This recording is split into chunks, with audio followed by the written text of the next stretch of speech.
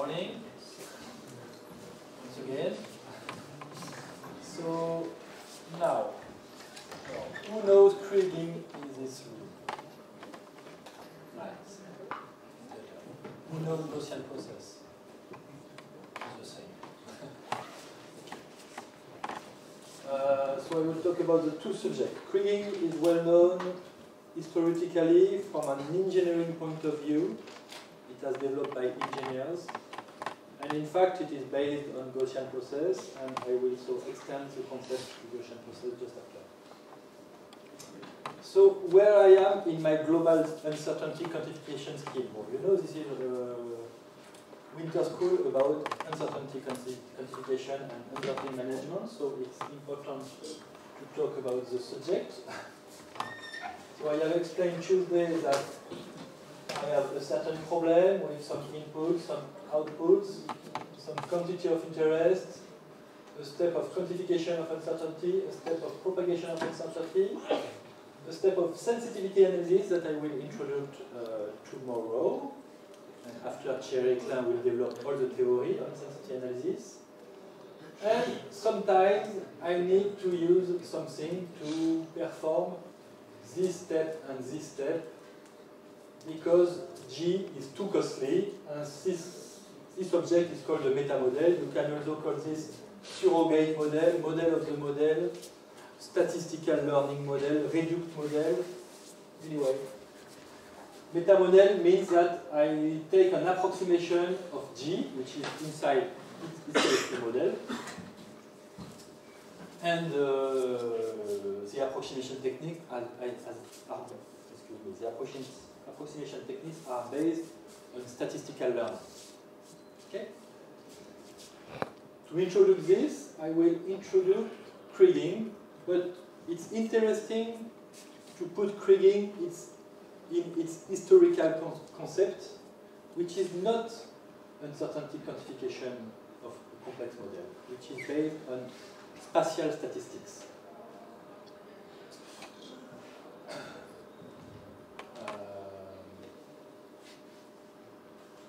Okay, just before going to spatial statistics, I recall that, so I have my design, so now you know how to make a good design. It's easy. LHS maximin or LHS with small loud discrepancy sequence. You will see this afternoon that with a simple package, all is okay. We will use a package on R, but you can use other things. The meta model consists by approximating the outputs of these computer codes. We can use very simple things, polynomials, splines, additive models. We can use the most known things in statistical learning as regression trees, neural networks, random forest, support vector machines, etc. But in this specific topic, two things are particularly interesting when you have not so much points, when your bases are made of 100, 200, maybe 1,000 points. These two objects are particularly interesting. So in the small data context, if you have 10,000 or 1,000 simulations, you can prefer to use good neural networks that have some fine properties.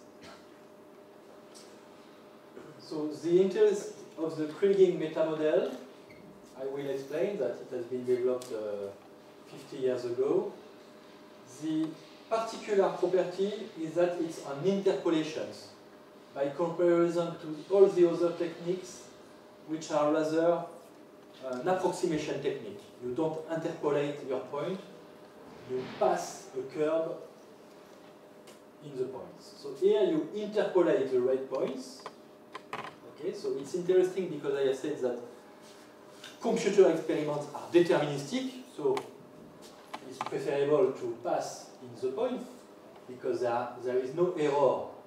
So if you want to predict the thing, it's interesting to say that you pass through the point. Okay? And the second thing is that it's a probabilistic model. So you have a few probability distributions at any point. So it gives you, for example, here, this is my design point in red. So here I want to predict what happens at 2. So I predict the blue curve, which is my predictor, but I predict also that I have a probabilistic distribution, so I can associate to these predictions an error. And this is why it is interesting. We have directly the error associated to the predictions. So it is useful for many things. Okay, so first, spatial statistics and kriging. So this concept is very useful when you have localized data, with, for example, with spatial support or a temporal support. Temporal processes is the same, but here I will talk about spatial statistics. So you take some data on a geographical area. And the principal aspect of these techniques is that you will try to take into account the spatial structure modeled by stochastic processes. It can work in any dimension, and you can have irregular sampling. This is why it is interesting also that you don't have to have data on a regular grid. So there are two types of method. First, estimation. You want to predict in a point that where you have no data, you want to predict what happens. And simulations, you want to simulate what can happen. You can simulate by reproducing the variability of the phenomenon. The goal of the simulation is not to have an estimation, is to have a potential realization. And after you make many simulations and you finish by estimating something. So, for example, imagine it's well known. So in geology, this kind of techniques. In geology, geophysics, atmospheric science, all which is related to environment, of course, because we live in a spatial area. So this is an example taken from geological medium. So imagine that the reality is this. This is the porosity of the subsurface. So maybe here we have several dozens of meters, and here maybe we have some kilometers, I don't know. This is just a toy example. You take a sample of this porosity,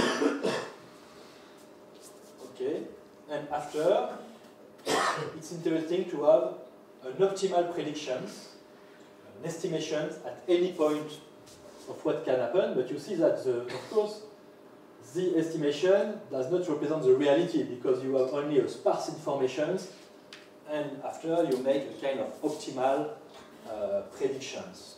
So it's not the reality, but it approximates in some sense the reality.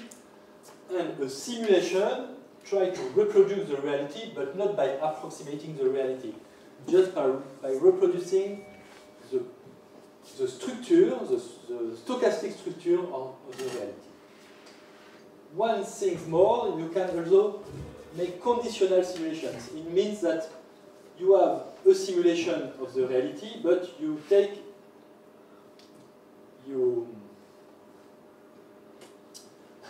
respect the values of the samples that you have. It's called conditional simulation. It's very interesting also. Okay, so first, kriging comes from Mr. Krige. Mr. Krige, I don't know how to pronounce this.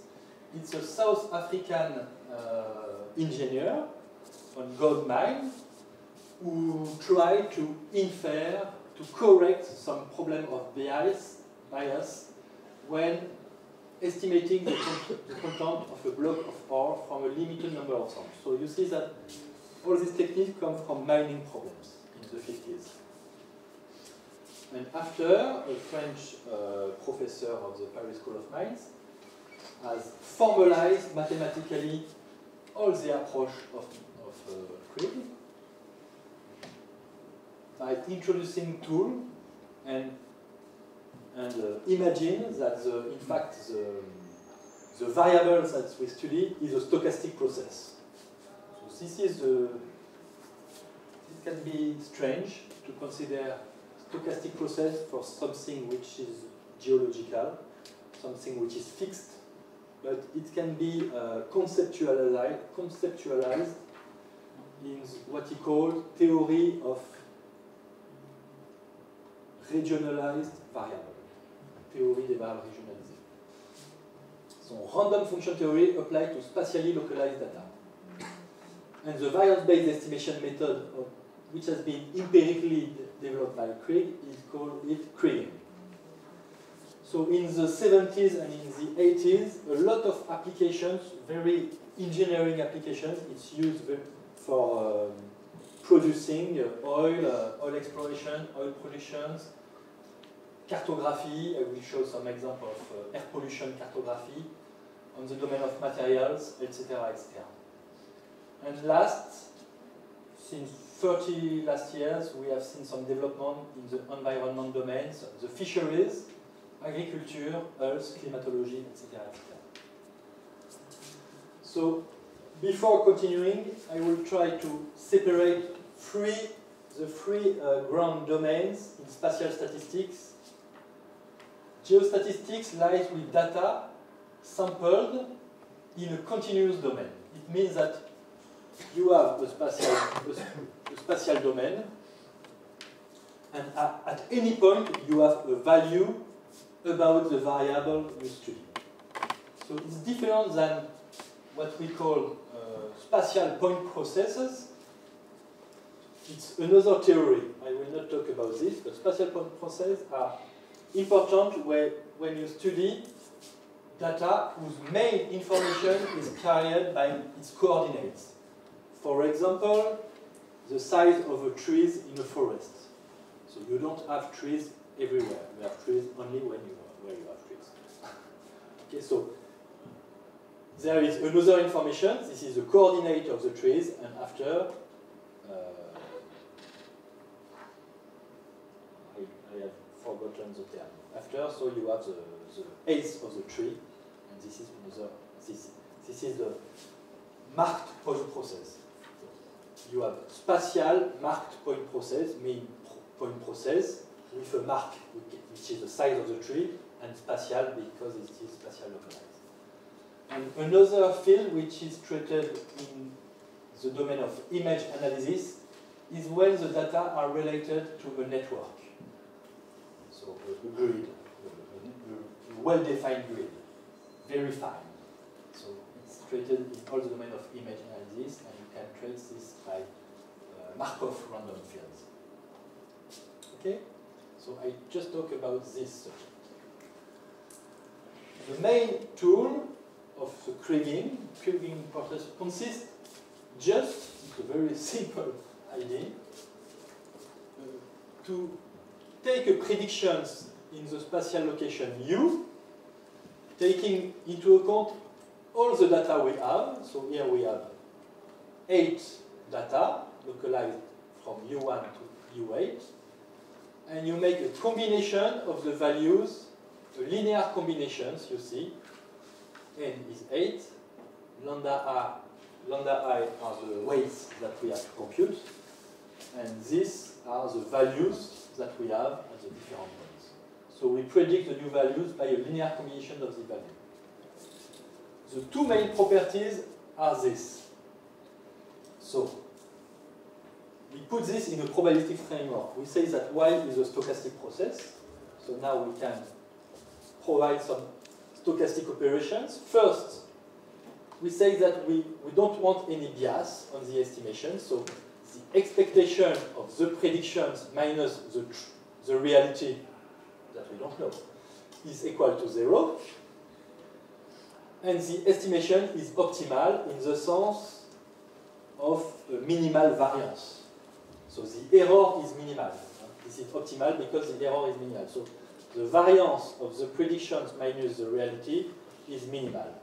Okay? Very simple things. So before developing, I will find the Kriging equations from these two properties. But But before, I think some of you don't know what is a stochastic process. I think I just recall this rapidly. So I consider a particular, this is not a particular stochastic, this is a random field. A random field is a stochastic process where X is multidimensional. So in my case, it can be 1, 2, or 3, because I am in a spatial domain. So you see here, X is in RP. So we characterize this random field by its mean and its covariance. Of course, we need more to characterize a random field. But in linear geostatistics, we just work with the mean and the covariance. And if we are in a Gaussian process framework, so it's sufficient to characterize the Gaussian random field. So the mean, the main hypothesis is the stationarity of second order. It means that the mean is constant. Okay, the mean of y is constant, does not depend on it. And the covariance is invariant by translations. This means that the covariance between 2 points separated by h is a function of h and not of x. Okay? So I plot here the covariance functions. You see at 0, for when h is 0, I have the variance, and after I have a decrease. You can have some increase, but generally I have a decrease to 0 because I am in a stationary context at infinity. So the covariance measures the dependence between two values of x, y in function of the distance of separation. In practice, I want to compute a covariance. So imagine I have these locations of data. I have put a regular grid. So in practice, to compute C0, the variance, I take all the data, I compute the variance. And after, I compute what I call an empirical covariance functions. So I define a lag, a step. Here, the minimal distance between the points, because this is a regular grid. I take all the pairs of points, and I compute this. You see? And I find this point, which is at the first lag. I take the second lag, this one. I find this point, etc. Voilà. This is very simple, but it's important to recall this because when you have spatial data, you have to compute this kind of things, empirical covariance, for example. Alors, here we define two things. First, the range. The range in geostatistics is like the correlation length for stochastic process. This is the distance of correlations, rather the maximal distance of correlations. After the range, I can say that 2 points have are no correlated. So here, for example, I said that the range is 3 lag. It means that between this point and this point, which are separated by 4 lag, 1, 2, 3, 4, there is no dependence. The values here does not depend on the value here. So this is the range. And here I have the variance and the nugget effect, which comes from the Goldman's origin of geostatistics. Nugget is a nugget of gold. It's a microstructure. In fact, this is something that cannot be captured by a lag because the heterogeneity is below the first lag scale. Or it can be also a measurement error. If you have some measurement error, this is residual variance, in fact. And it means that, okay, the covariance is the variance at 0. But when I look at the covariance, it tends to another thing. It does not tend. So there is a discontinuity of the covariance at the origin. And this discontinuity is called the negative effect. Example of stochastic process, which are here Gaussian. So Gaussian stochastic process with different covariance structures. So in one-dimensional, you have here a nice stochastic process. In 2 dimensions, you can imagine that you have not the same scale, not the same correlation length horizontally than vertically. It's important in geology because in geology we have some sedimentation, some stratification. So the heterogeneities are not the same horizontally and vertically. And you can also have something on 3D, etc., etc. Now, this is different model of covariance. So once you have put the empirical covariance, you have to propose a model of covariance, which gives you something positively finite. And there are many models, but the most known are very simple, you see. For example, exponential. Here, so here you see at 0, you have sigma square, which is the variance, and when h tends to infinity, you have 0. Okay, so it's a covariance, and theta is the range, the correlation mass. Gaussian, where you have a square inside here. You can generalize the Gaussian and the exponential by putting a different power here, and you have well-known in geostatistics, sorry, well-known choice here, which are very interesting in terms of regularity properties of the stochastic process. So this is called the Matern covariance, and we will use this later and this afternoon. So don't remember the formula because it's rather complex. You need some K-Bessel functions here. But usually we can use these two things, but these things propose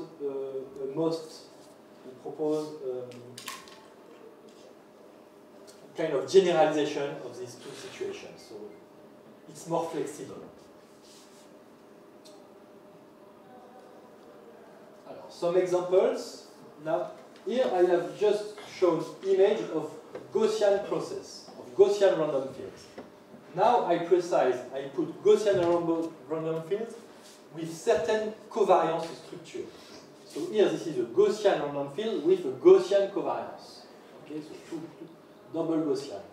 So a Gaussian covariance is like this. You have a derivative 0 at the origin, and after you have this kind of bell. And you have a very smooth structure. So this is some simulation from the Gaussian covariance. And you see I have very smooth structure. And this field is also called isotropic. It means that I have the same structure in the 2 dimensions, horizontally and vertically. I have the same covariance and the same correlation length. So these are isotropic random fields. With an exponential covariance, you see the difference. Here I have smoothness, and here I have ruggedness. This is caused by these things. Here you have the derivative 0, and here you have slope, which is a strong slope. And this little difference causes a very different behavior in terms of heterogeneity representations. So a 2D example and a 3D example. Okay? Anisotropic. So I have said that sometimes I don't want to have the same structure horizontally than vertically. So it's very simple.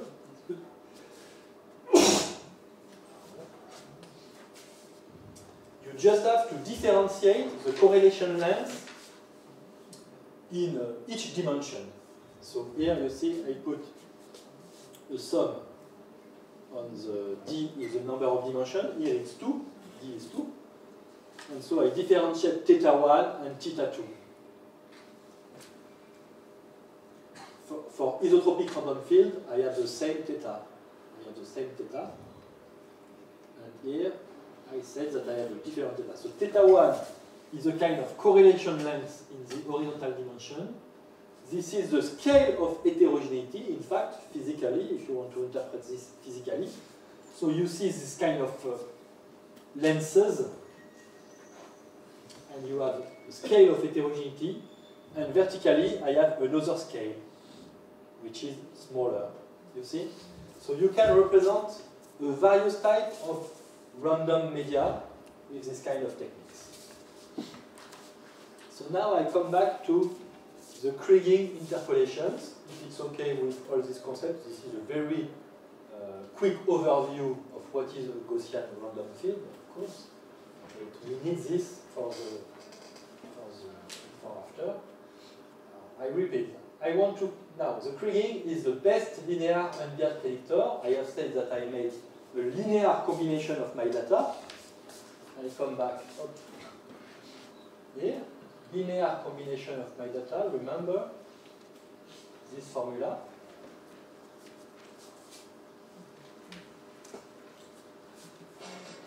Okay, I suppose that Z is a random field, and I have said I want unbiased estimator and optimal, so variance minimal. So I can develop now the equations. It will be very, very simple to develop these equations. So starting from the variance, I said that the variance has to be minimal. So I develop the variance. Variance of Z star, which is my linear combination of the values, and Z, which is the true value. Okay, so Z, the predictor, this is the linear combination of, so sum on A, on I, of lambda I, Z, Si, minus what I look for, minus the true value of Z. So I can develop this variance. I obtain variance of this, plus, so if I multiply this, I obtain, plus variance of this, variance of a sum, I obtain a double sum. So double sum on I, sum on J, of lambda I, lambda J, covariance of ZSI and ZSG. This is a covariance matrix between all my observations. This is a covariance between two values of Z in SI and SG. So I have developed this, and after I have the double product term, and if I develop the double product term, I obtain minus 2 sum lambda I and covariance between ZSI and ZS étoile, S star. Okay, so this is the covariance between the value where I want to estimate and the value of the data. And I sum on all the data. I want to minimize the variance, so I take the derivative and I put the derivative at 0. Okay, so first I differentiate this. So this is a constant because this is a variance. The variance is sigma squared, it's a constant. So I delete it, and after I have to differentiate this and this. So in fact, I have a different equation for each I, and I will obtain a linear system. So I have n equations corresponding to each I, with n unknowns, which are the lambda. So I obtain, I take the derivative and I put them at 0. Derivative with respect to lambda. With respect to lambda, of course, because this is lambda that I want to compute. So I said that I want that the variance is minimal with respect to lambda, so I differentiate with respect to lambda. So I directly obtain this equation. If I differentiate by lambda, I obtain this. So now I have n equations corresponding to each I with n unknowns. The unknowns are the lambda I. I have n lambda I.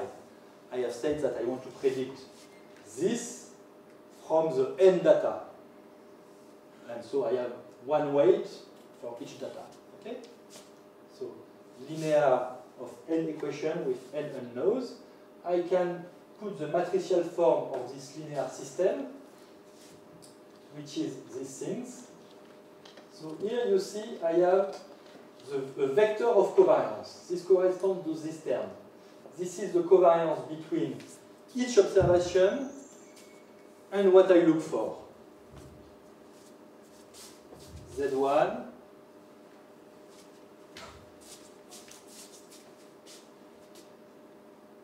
I have noted that ZV, I don't know why. Z1, ZV, Z2, ZV, Zn, ZV. So this is a vector of covariance. If I know the covariance functions, it's very easy to compute this vector of covariance. And so the goal, previously to computing this, I have to estimate my covariance. This is why I have explained this just before. And this is the covariance matrix of the observations. You see I have all the terms of the covariance between each pair of observations.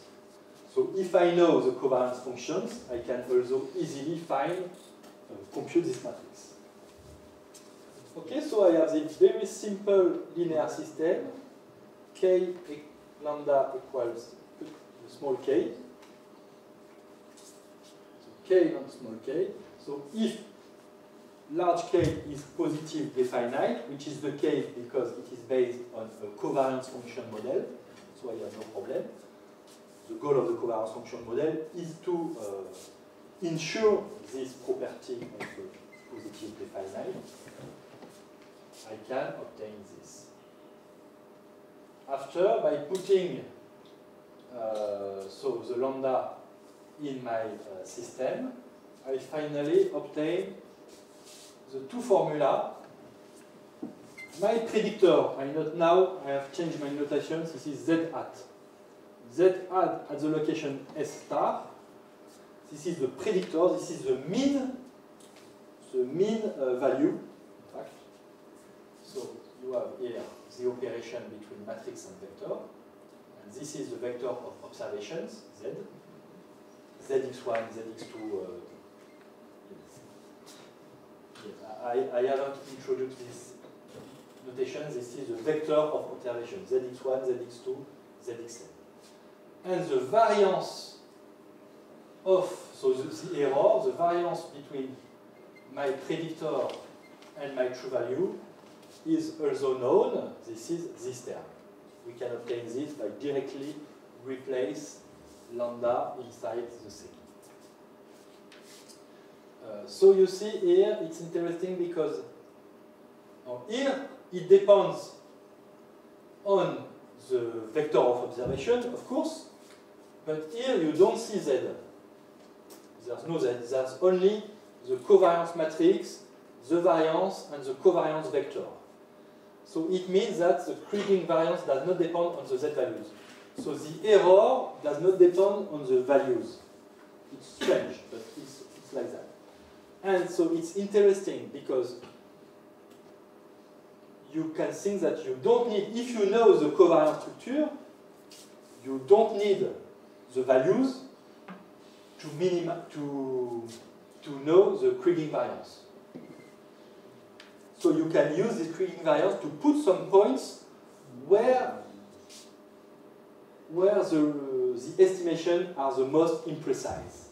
The Kriging variance gives you an estimation of the imprecision of what you estimate. So you can choose to put some points where it's very imprecise. So it opens the door to a very vast, interesting, and challenging domain, which is adaptive design. We choose the points on the most imprecise regions. It's a kind of reinforcement learning, well known in learning theory. Active learning, although it's similar to active learning.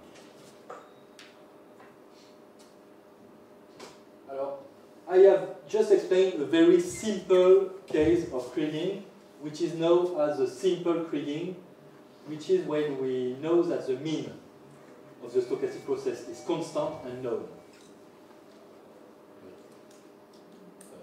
Classically, we can suppose that it's constant, but we don't know the mean. So the equations are slightly different, and this is called ordinary Kriging. And when you don't know the mean, and you suppose that it's not a constant, but a trend, a deterministic functions, you can put, for example, a linear trend in M. I will explain this after. We call this the universal Kriging. Because, of course, some phenomena, the natural phenomena, are not stationary in reality. If you measure some phenomena in space, you can have a kind of trend in function of the space. So you have to add, for example, a deterministic mean to capture this global trend, and you let the stochastic process capture the fluctuations around this trend. I have a first example which comes from air pollution. So, as I'm in India, I propose you some example on air pollution. I have seen that on your newspaper, air pollution every day, it is on the first page of the newspaper. So it's interesting to consider this, but in France we have also a lot of problems of air pollution. And here I put some example from the company which treats this problem in the region of Normandy, Rouen. And so they have 73 measures of benzene concentration. So this is the color level of benzene concentrations.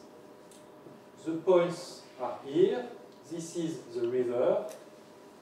This is the town. And so how to make a cartography of air pollution when you have some spatial measurements.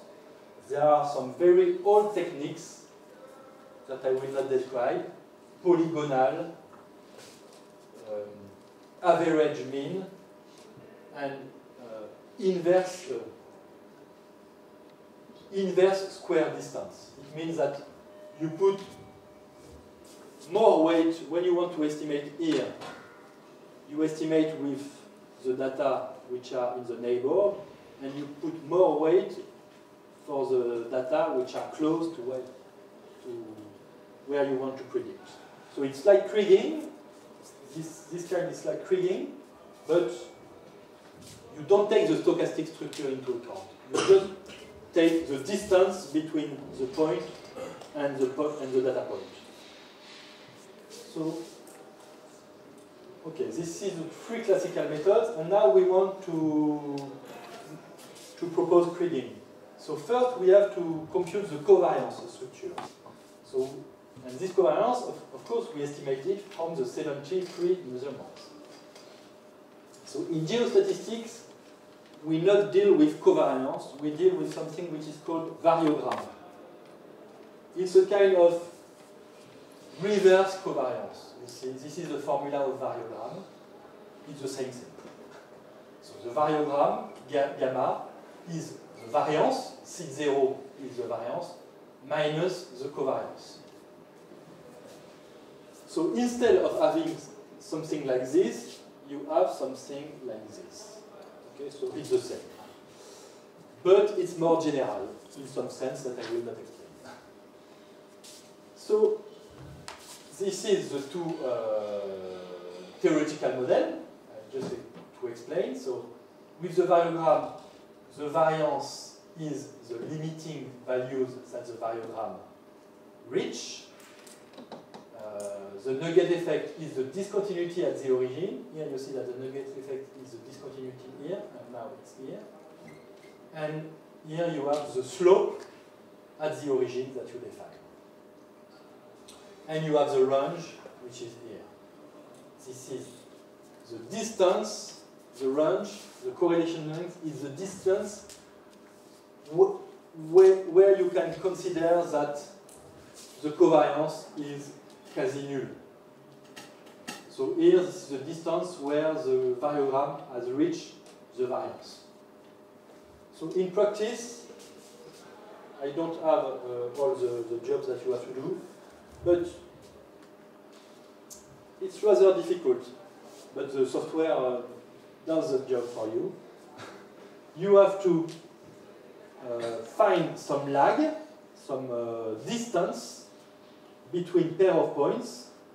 You create a kind of range of distance, and you compute so the variogram or the covariance using all the pairs that lie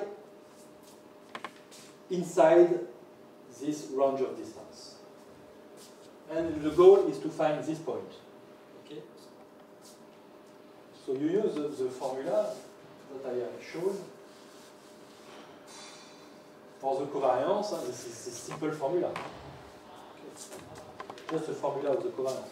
The variogram is very similar. The variogram is just the variance of the increments of the values of the variable. I haven't shown the formula, it's not important. So for different lag, you compute in green, you compute the variogram, okay? And after you have to fit a variogram model, because this is what you will use in your Kriging equation. You will use a variogram model. So this is the empirical variogram in green, and in black you have an empirical variogram model. Okay. And this is the result in the middle of the Kriging. So, okay, so it's fine.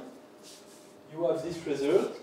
You can complexify, you can improve this result by introducing some external physical variables. Here, I think, I don't remember, they are introducing maybe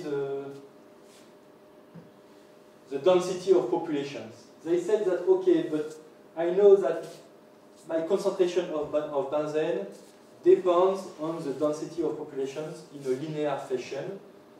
And inside the equations, they can introduce these external variables. I will not explain this. But what is interesting with Kriging is that we have also the estimation of the error. And this is shown here. So I've seen here, for example, the error is larger than here. It's very logical because here we don't have any data. So in extrapolation, here we want to extrapolate the phenomena. As we have no data, we have a very large error. And when we have a lot of data, the error is very small. So you see that this is the result of the error of this map. And if I take the external information, I have a better map here, and I have very small error compared to previously. So the external information has helped a lot to improve the Kriging. You see in blue, the errors are very small. Okay, so now I have finished with Kriging, and I pass to geostatistical simulations, because it's very interesting also.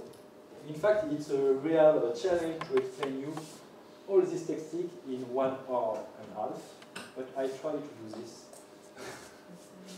It's my problem. So I have explained at the beginning that you have two kinds of issues, estimation and simulation. So estimation is the kriging, and simulation is another thing. The goal is to represent a possible realization of the real phenomena by reproducing its true variability. So, excuse me, there are many techniques to do this. First, you have to know how to make a simulation of a Gaussian vector, non-conditional. I repeat that what I want is to make a simulation conditionally to the data. For example, for my example of benzene, I have some values as of the data, and I want to simulate any values, but I want that in the simulation, the values that I have are respected. This is called conditional simulation. Non-conditional simulation is just a simulation of the random field without any respect to the data values. So first I have to know how to make a non-conditional simulation of a Gaussian vector. So here I just put the algorithm based on the covariance decomposition, which is known as Cholesky decomposition. So I will not recall this. This is very basics. I think that maybe Thierry Klein, who will give a course on Gaussian vector, maybe he will recall this. And after, once I know to make a conditional simulation, a non-conditional simulation of the Gaussian vector, which respects the covariance, I try to make a conditional simulation. So this is another, there are many techniques, and this is a choice of techniques to perform this conditional simulation. So basically, because I have no many times, I have some, here I am in a one-dimensional, okay? And so this is my space variable, and this is my values of the physical variables. I have only the values here, in the red triangle. My real phenomenon that I don't know is the black line. I don't know it. I want to simulate it passing by the values here. So what we propose is first to make a kriging of the observations. So we have this red line. This red line, this is the kriging predictor all along the input space.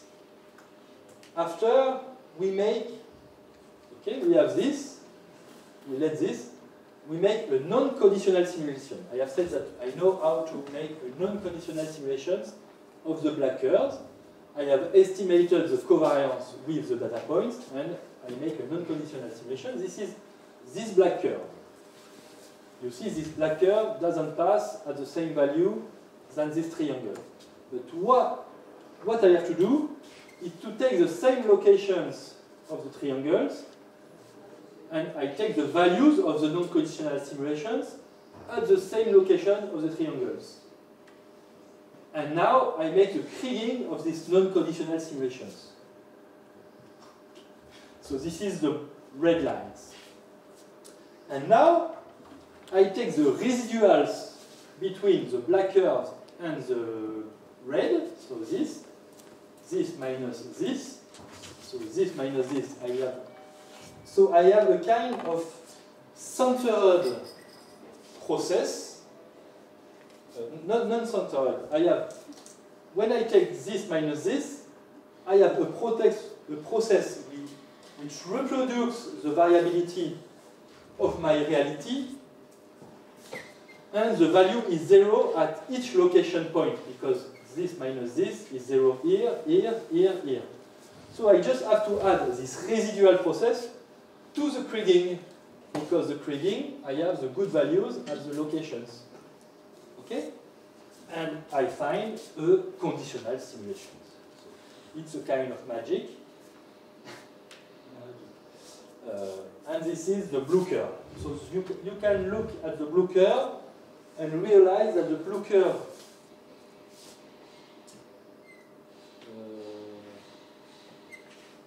the blue curve have a good variability with respect to the original phenomenon and has the same values at the triangle locations than the initial phenomenon.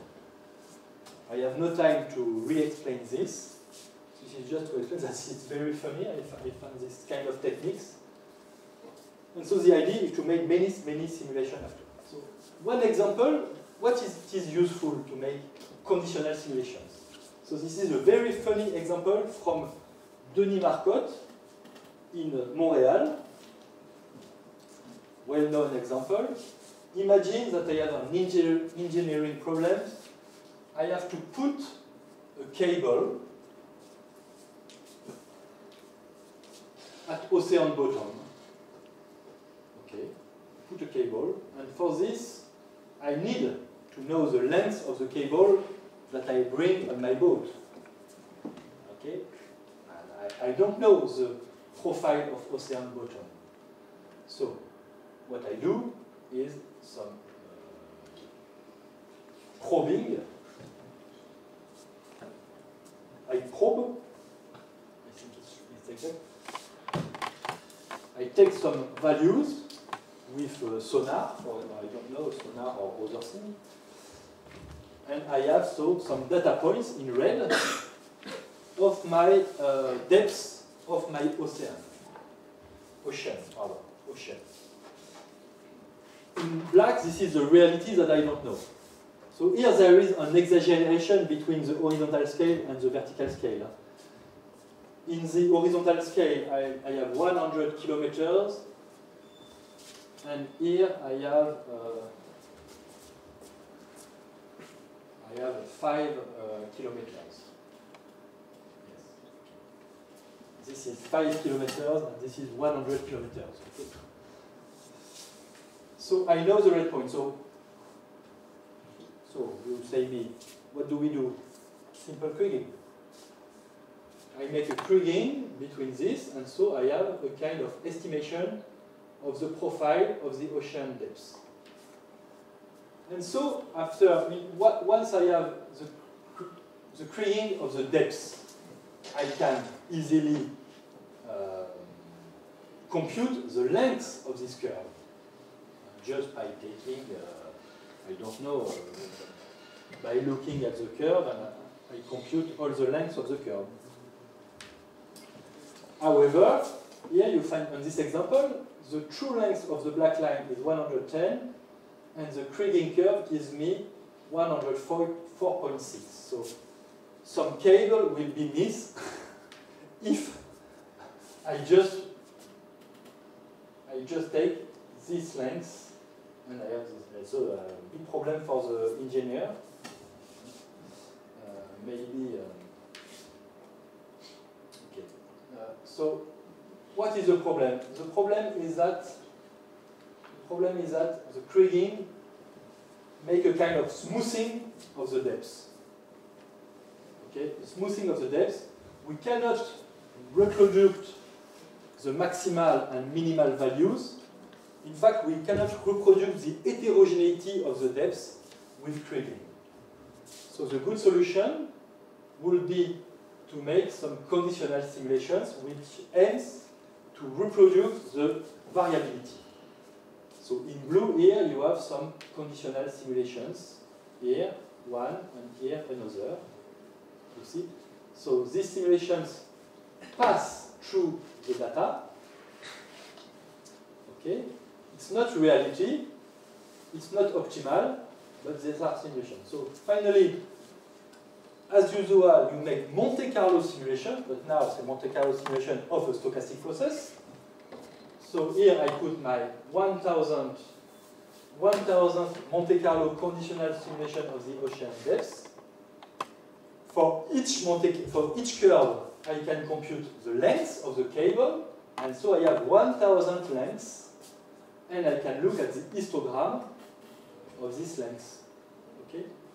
And so I can take the mean of the histogram. Here I obtain 110. It's a kind of hazard because the reality is 110.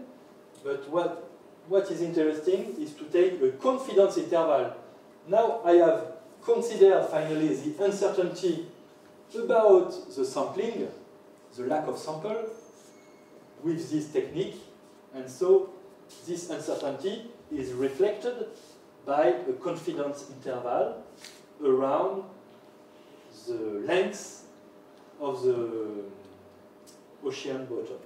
So I have this 95% confidence interval for example. So you see, so this is typically what is useful, and this afternoon we will use, if we have time, the non-conditional simulation technique to estimate some things that we cannot estimate with training. In fact, what we say is that if you estimate something, you depend linearly on the variable you study, there's no problem, you can use the kriging. But if the function is non-linear, it's not adapted. Is there a question on this example or other thing? No? How to fix the variance? Excuse me? For this simulation, how to fix the variance? We estimate, I didn't explain here, this is just a toy example. From the data, we estimate the covariance, the variance, the correlation length. So the structure of the stochastic process is estimated from an analysis of the data before making kriging and before making conditional simulation. So the variance is estimated simply. It can be a problem. So now I pass to the second topic, which is the Gaussian process metamodel. I have 30 minutes left. So I will try to be efficient in my explanation. This is exactly the same things, but now what you have to understand is that X is not the space. In geostatistics, X is the horizontal space, the azimuthal space, and the vertical space. 3 dimensions, for example. But now X is my inputs, the inputs of my computer code, which is called here Y of X. So X can have P dimensions, P here, P dimensions, and not only 1, 2, or 3, but maybe 10, maybe 20, maybe more. But the theoretical tools are exactly the same. So the idea is to say that my computer code, the result of my complex system, is formed by two things, by a deterministic term and a stochastic term. So the deterministic term can be, for example, a polynomial of degree 1, and the stochastic term is a Gaussian process with a stationary Gaussian process with a variance and a certain correlation structure.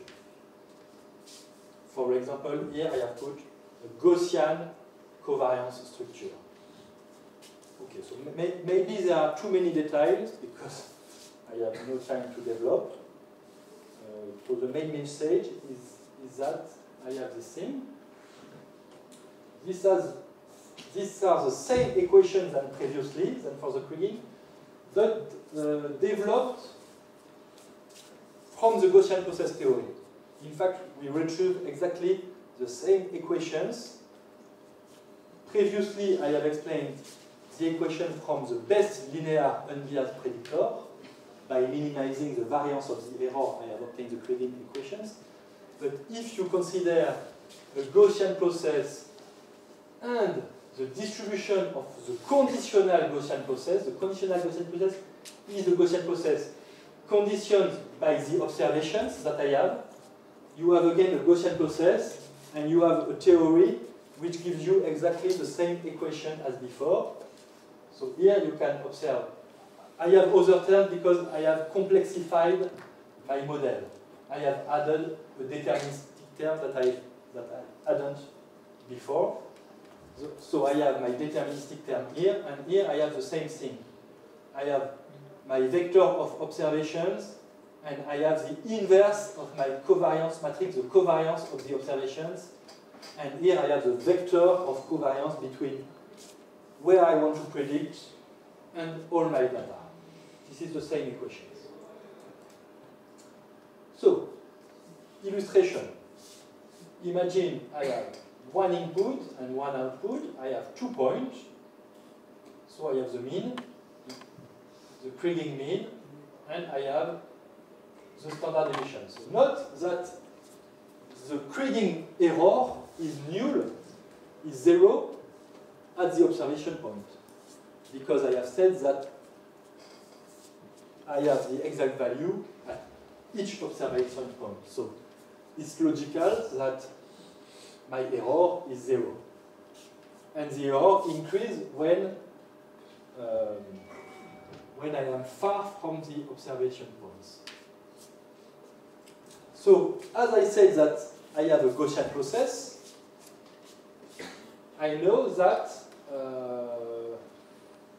my meta-model is a Gaussian process. So, at each point, for example here, I know the mean, and I can develop a confidence interval based on the probability, based on the Gaussian distributions. I have another figure, maybe. No.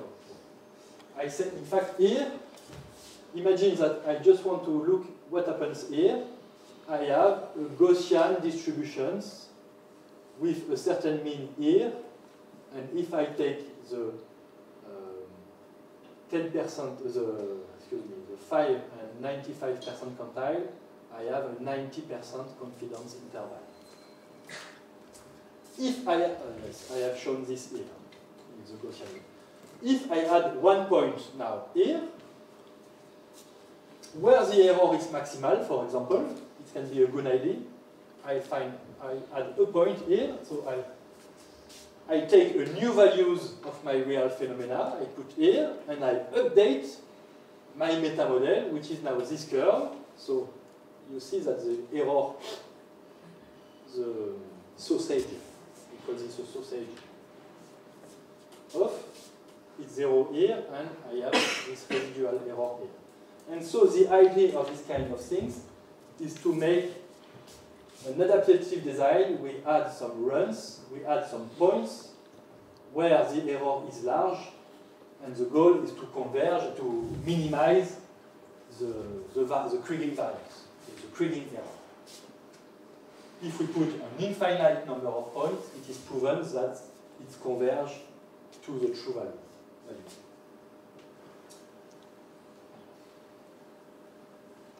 Okay.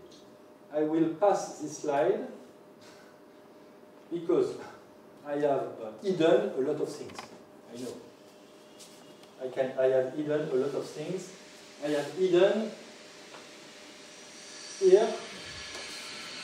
I have hidden the estimation problems. Once I said, okay, I choose this correlation structure, I have to estimate the parameters. So the parameters of the correlation structure are the theta which are the correlation lengths. So I have p theta, I have 1 theta for each dimension. So I have to estimate the theta, I have to estimate the variance, the sigma square, and I have also to estimate the beta if I put a linear regression term here. So I have many terms to estimate, and in high dimension, it can be very difficult. For example, in dimension p, I have p in dimension 10. If p equals 10, here I have 10 beta I plus beta 0, so 11. Here I have 10 theta, so 21, and 1 sigma square, so 22 parameters to estimate. So to do this, we have to work with maximum likelihood method, which consists in trying to, we know the expressions of the log likelihood. Okay, this is these expressions. We can have analytical formula for beta and sigma square, but we don't have analytical formula for the hyperparameter of the correlation functions, which are theta. So, okay, this is easy, but this is very difficult. So, for this part, there is no magic. You have to use an optimization algorithm, a numerical optimization, maybe simulated annealing, maybe a genetic algorithm, or other complex algorithm of optimizations to find good estimations of the correlation parameters. Okay? A lot of things, but once you have built your meta model, and you will see this afternoon that we will build this with one line of R, because all is already coded inside the package, so it will be nice. But it's important to know that there are some difficulty of estimations, because when it does not work, we have to understand why. So maybe this is the optimization problem which is not well solved. So it's important just to know this, and if you are interested, in all the book about these techniques, all the details are given. Once we have our meta model from a practical use, so once you have estimated the hyperparameters by likelihood estimations, okay, for practical use, you have to validate your meta model. So we have proposed to use a very simple tools, which is called the predictivity coefficients, which is like the R-square in linear regression, for those who know linear regressions. You have the coefficient of determinations, which gives you the percentage of explained variance by your model. The Q-square, the Q2, is the percentage of explained variance for prediction. The R-square is for with your data you have used to fit. The Q square, which is the definition, is this. So you have y minus the mean square error divided by the variance of y. So the mean square error here, this is the value of your data minus the prediction by the meta model. And you sum the square of all this. So you have the mean, what we call the mean square error. And this is just the variance of the observations. So you have to estimate this on the test sample, or maybe if you don't have a lot of data, you don't want to separate a learning sample and a test sample, you can use leave one out or cross validations, etc. All the techniques that are well known in statistics.